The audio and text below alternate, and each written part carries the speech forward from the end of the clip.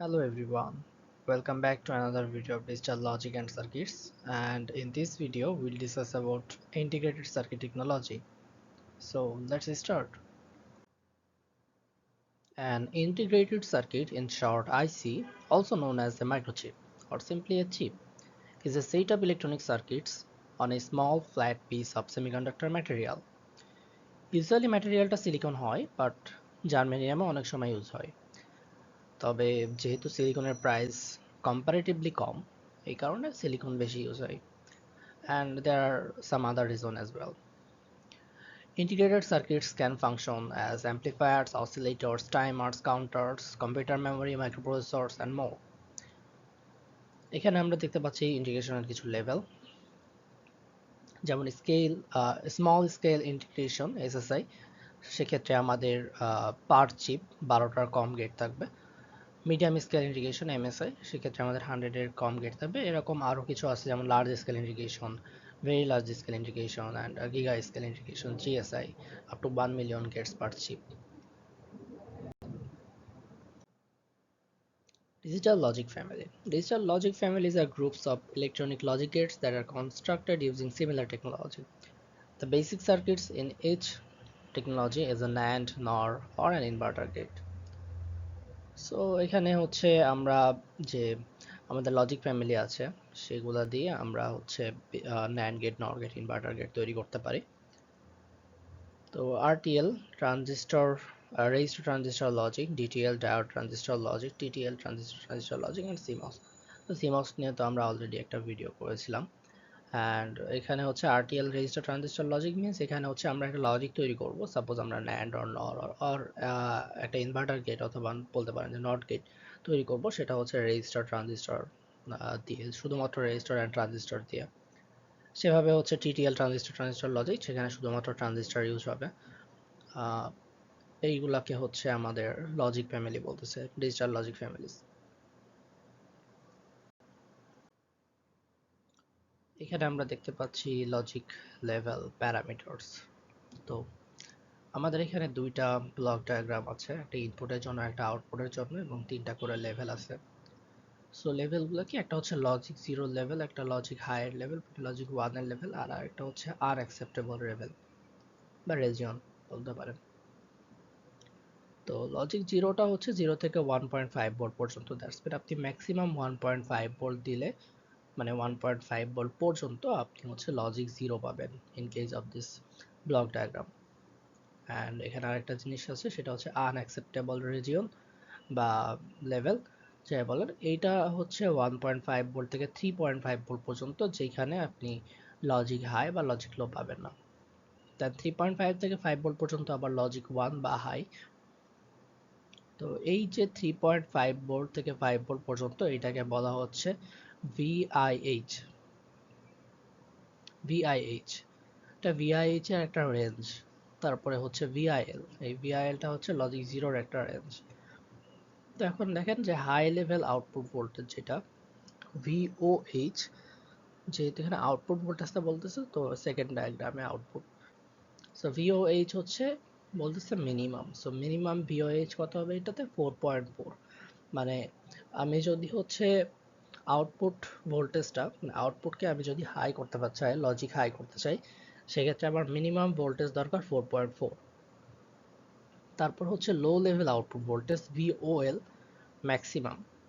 So low level output voltage that's mean হচ্ছে আমার maximum কত ভোল্ট পর্যন্ত আমি লো রাখতে পারবো, এটা হচ্ছে আউটপুটের জন্য। So VOL, this one 0.33 volt. Then হচ্ছে high level input voltage. High level input voltage, so input ভোল্টেজে আমরা গেলাম, এবং যেহেতু বলতেছে যে হাই লেভেল, দ্যাটস মিন হচ্ছে ভিআইএইচ।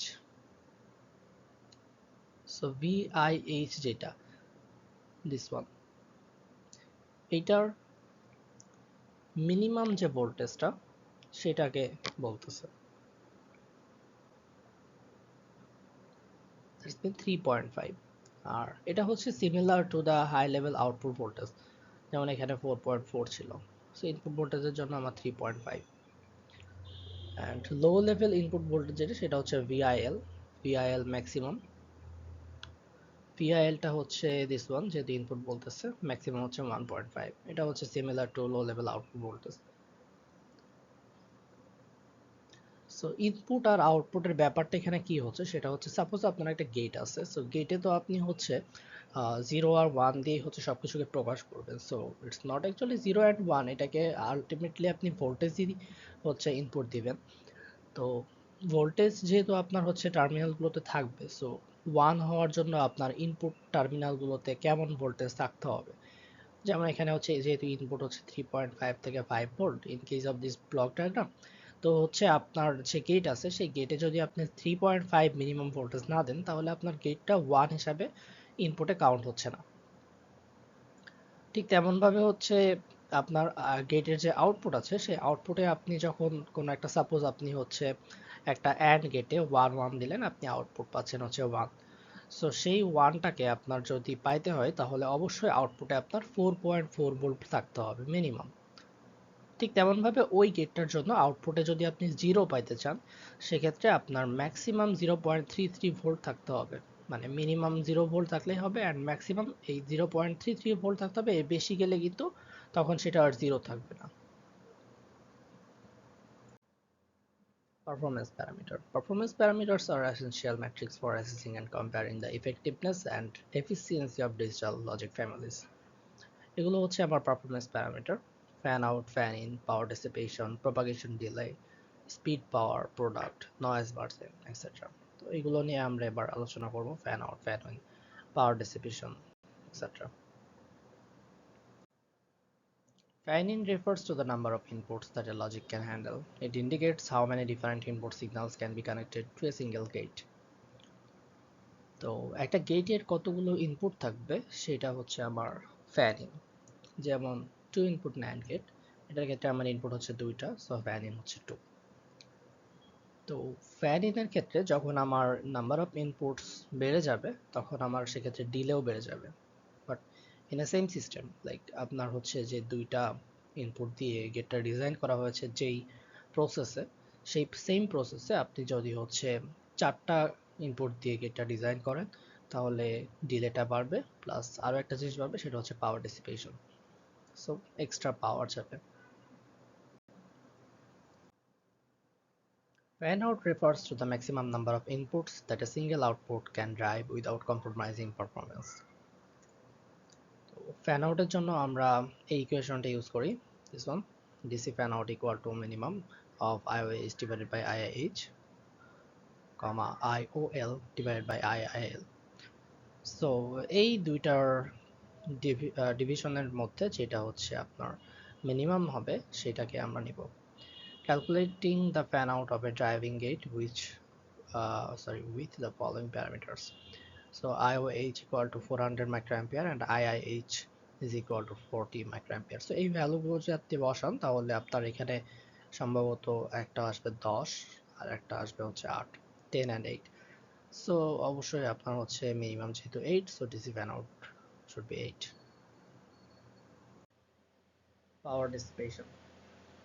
Power distribution এর আগে আমরা একটু ডিউটি সাইকেলটা বুঝে আসি। The duty cycle is a measure used to describe the proportion of time a signal is an active state, typically high or on, compared to the total period of the time.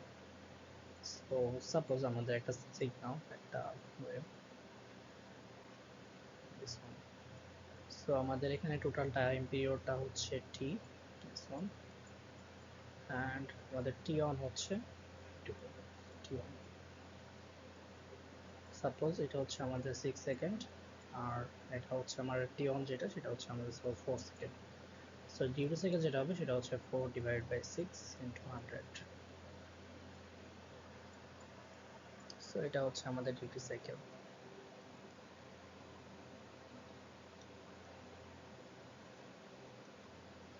This is 66.66%.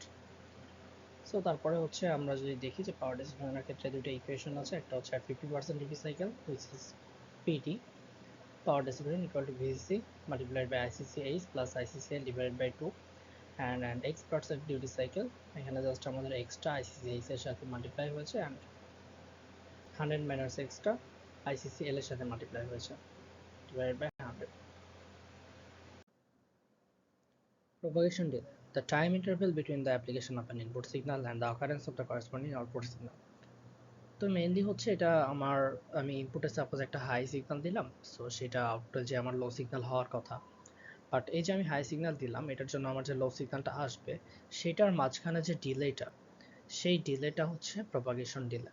অথবা আমি যদি একটা graph দিয়ে বলি, suppose এটা হচ্ছে আমার input, এটা হচ্ছে আউটপুট। তো ইনপুটে সাপোজ আমার একটা লো স্টেট থেকে হাই স্টেটে যাচ্ছে এটা সিগন্যাল, এটা হচ্ছে ওয়েভ। দেন হচ্ছে আউটপুটে যেটা হচ্ছে, আউটপুটে আমার একটা হাই সিগন্যাল লোতে আসতেছে, এই পর্যন্ত যে আবার হচ্ছে হয়তো আউটপুট হাই হলো।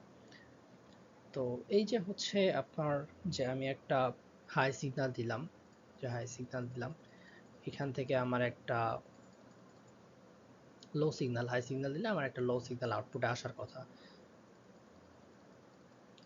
তো এই টাইমটাকে আমরা বলবো যে হাই সিগন্যাল থেকে যেহেতু লো সিগন্যাল আসার কথা, so propagation delay for high to low, TPHL. So এটা হচ্ছে টিপিএইচএল।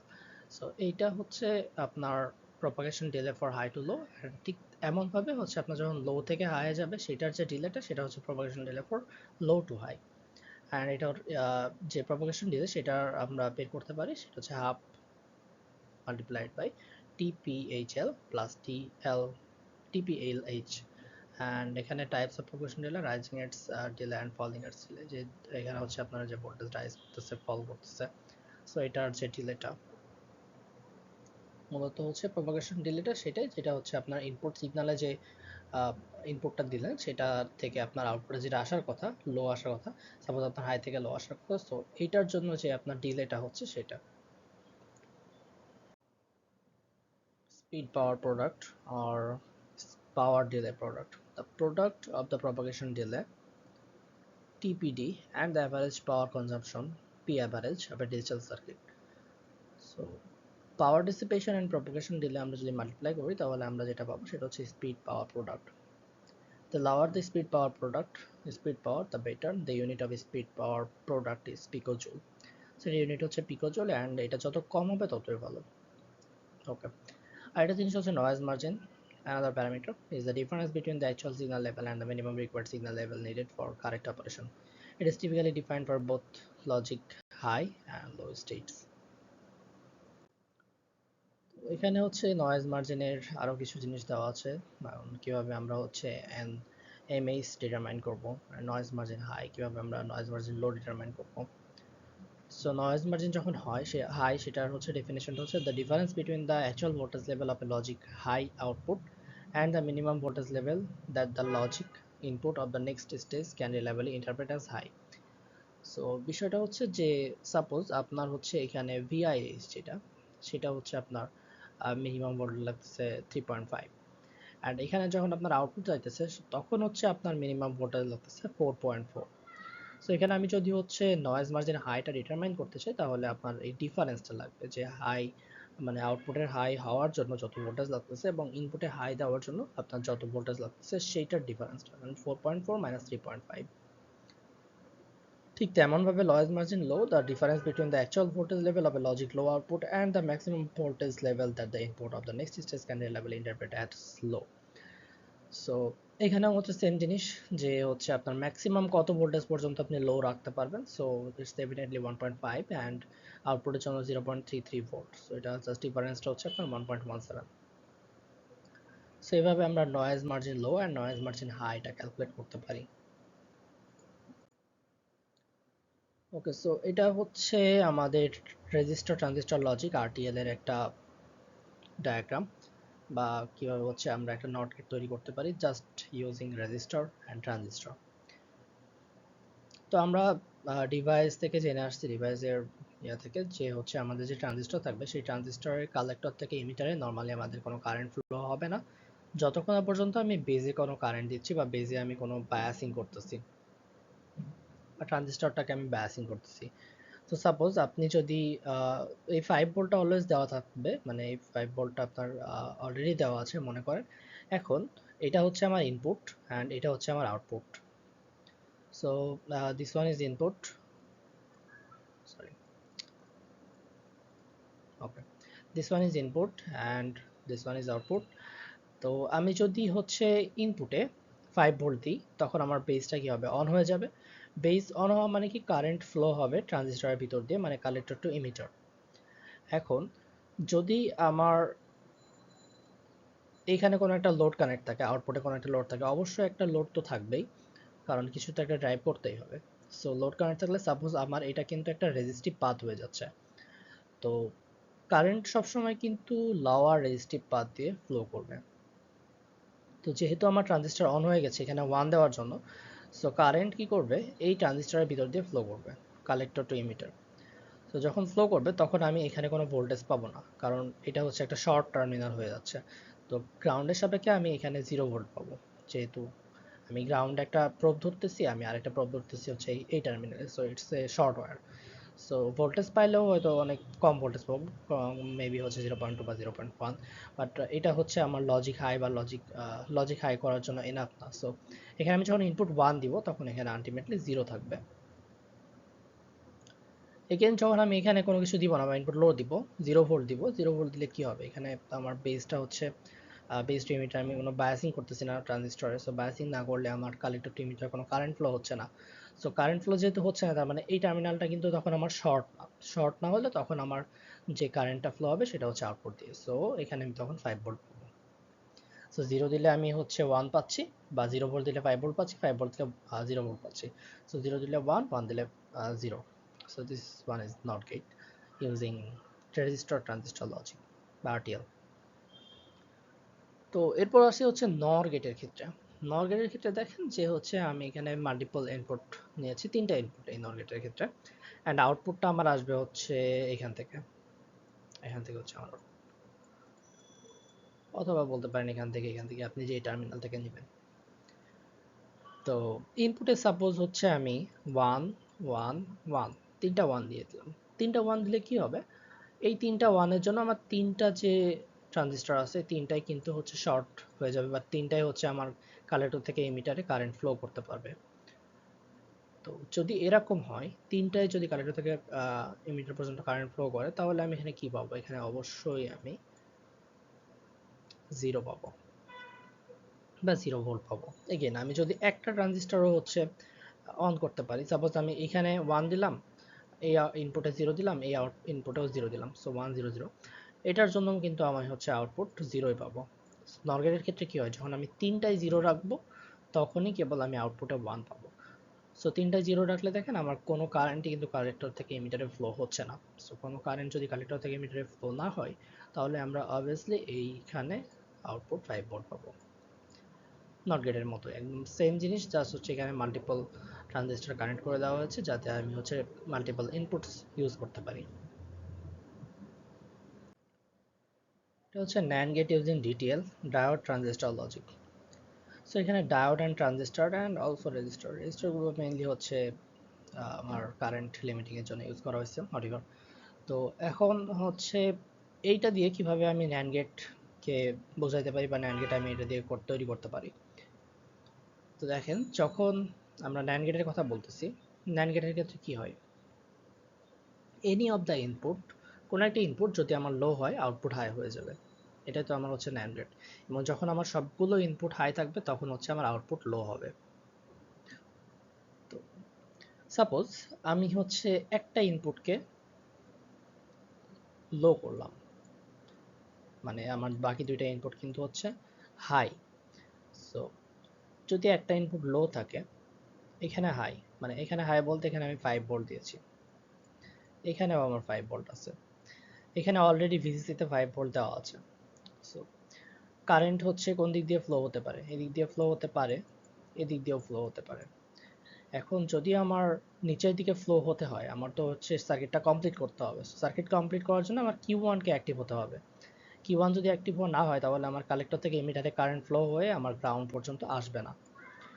সো কারেন্ট আমার এদিকেও ফ্লো হচ্ছে, এদিকে ফ্লো হতে হলে দেখি আমি কি হয়, যে যেহেতু আমি এখানে হচ্ছে লজিক 0 দিয়ে রাখছি বা 0 ভোল্ট দিয়ে রাখছি এতে, সো 0 ভোল্ট। সো 0 ভোল্ট দিলে এই 5 ভোল্ট অ্যান্ড 0 ভোল্ট, এখানে একটা ভোল্ট পটেনশিয়াল ডিফারেন্স তৈরি হয়েছে। সো বোঝাই যাচ্ছে যে কারেন্ট কিন্তু এদিক দিয়ে ফ্লো হবে।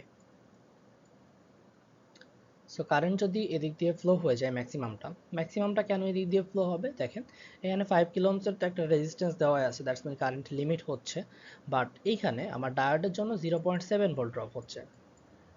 বাট যদি আপনার এই পাথ দিয়ে যেতে হয়, এই পাথ দিয়ে তো যাবেই না, বিকজ এখানে অলরেডি 5 ভোল্ট আছে, there is no voltage difference, 5 volt and 5 volt. So এই পাথ দিয়ে যাবে না, এই পাথ দিয়েও যাবে না, কারণ এটাও হচ্ছে voltage difference 5।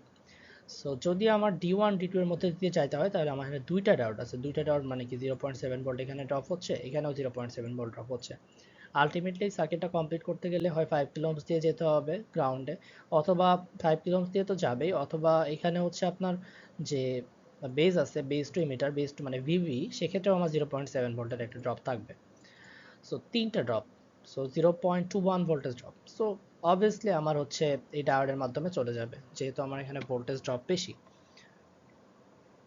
So voltage drop বেশি হলে আমার হচ্ছে লো যেখানে ভোল্টেজ ড্রপ থাকবে মানে লোয়ার রেজিস্টিভ পাথ, সেদিক দিয়ে আমার হচ্ছে কারেন্টটা ফ্লো করবে। সো এদিক দিয়ে যাচ্ছে না, সেদিক দিয়ে যেহেতু যাচ্ছে না, তার মানে আমার Q1 যেটা হচ্ছে আসছে, সেটা হচ্ছে আমার অ্যাক্টিভ হচ্ছে না, বা কালেক্টর থেকে ইমিটারে কোনো কারেন্ট ফ্লো হচ্ছে না।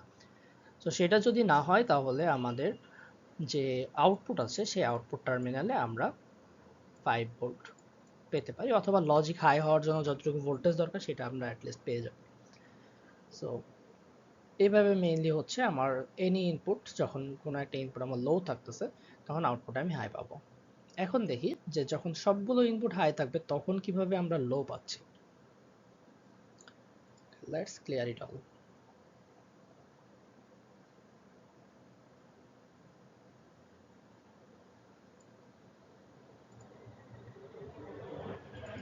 ওকে, so this one is high, this one is high and this one is also high. তিনটায় যদি 5 ভোল্ট থাকে, তাহলে পটেনশিয়াল ডিফারেন্স কিন্তু আমার যে ভিসিসি আছে, ভিসিসি এর সাথে যে আমার এ পয়েন্ট আছে, এই পয়েন্টের সাথে আমার পটেনশিয়াল ডিফারেন্স কিন্তু 0। সো এই কারণে আমার 5 ভোল্ট এগুলো দিয়ে মানে কোনো কারেন্ট এদিক দিয়ে ফ্লো করবে না। এখন যেহেতু কারেন্ট ফ্লো এদিক দিয়ে করবে না, তাহলে একটাই পাথ আছে, সেটা হচ্ছে আমার D1 D2, দেন হচ্ছে আমার ভিভি। সো আমার বায়াসিংটা হয়ে যাচ্ছে ট্রানজিস্টরে। সো এই 5 কিলো ওহমস যে রেজিস্টর আছে, এটারও কিন্তু ভোল্টেজ হচ্ছে 0.7 ভোল্ট, যেহেতু আমার ভিভি 0.7। তো যেহেতু আমার ট্রানজিস্টরটা বায়াসিং হয়ে যাচ্ছে, দ্যাটস মিন আমার কালেক্টর থেকে এমিটারে কারেন্ট ফ্লো করবে। সো এটার কারণে আমি যে আউটপুট, সেই আউটপুটে ভোল্টেজ এতটাই কম পাবো যে সেটা লজিক লো হিসাবে কাউন্ট হবে। তো কেন কম পাচ্ছি, এগেইন হচ্ছে যেহেতু আমার কারেন্ট একটা লেস রেজিস্টিভ পাথ দিয়ে ফ্লো হয়ে যাচ্ছে, so it's a short terminal. So আমি যদি গ্রাউন্ডের সাপেক্ষে এর ভোল্টেজটা মেপে দেখি, প্রোব লাগিয়ে দেখি, তাহলে আমি দেখব যে এখানে অ্যারাউন্ড 0.1 অর সামথিং, অথবা 0.2 ভোল্ট থাকতে পারে। So this one is actually logic low, যেটা আমরা হচ্ছে পারফরমেন্স লেভেলে যে দেখে আসলাম, যে হচ্ছে আমাদের একটা নির্দিষ্ট রেজিয়ন থাকে, যে রেজিয়ন পর্যন্ত আমাদের লজিক লো থাকবে। থ্যাংক ইউ এভরিওয়ান, এই ভিডিওটা এই পর্যন্তই।